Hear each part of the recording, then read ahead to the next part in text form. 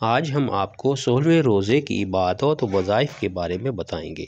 بعد از نماز فجر سورہ فاتحہ 47 مرتبہ پڑھیں۔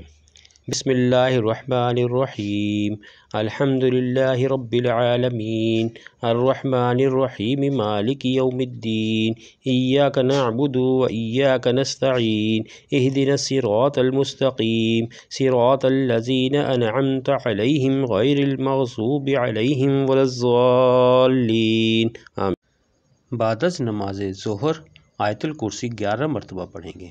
بسم اللہ الرحمن الرحیم، اللہ لا الہ الا هو الحی القیوم، لا تأخذه سنة ولا نوم، له ما في السماوات وما في الأرض، من ذا الذي يشفع عنده إلا بإذنه، يعلم ما بين أيديهم وما خلفهم، ولا يحيطون بشيء من علمه إلا بما شاء، وسع كرسيه السماوات والأرض، ولا يؤوده حفظهما وهو العلي العظيم۔ بعد از نماز عصر یا حی یا قیوم 100 مرتبہ پڑھیں گے۔ یا حی یا قیوم، یا حی یا قیوم، یا حی یا قیوم۔ بعد از نماز مغرب درود ابراہیمی 25 مرتبہ پڑھیں گے۔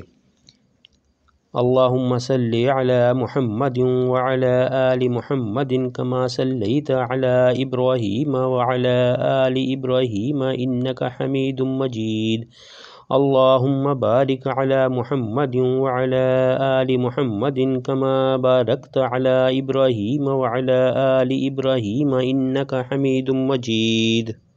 بعد از نماز عشاء صلاۃ التسبیح 4 رکعت نفل 1 مرتبہ پڑھیں گے۔ صلاۃ التسبیح کے بعد 7 سلام 1 مرتبہ پڑھیں گے۔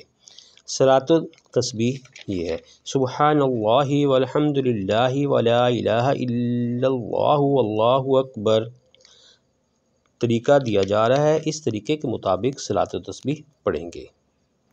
7 سلام: سلام قولا من رب الرحیم، سلام علی نوح فی العالمین، سلام علی ابراہیم، سلام علی موسیٰ و ہارون، سلام علی الیاسین، سلام علیکم طبتم فادخلوها خالدین، سلام ہی حتی مطلع الفجر۔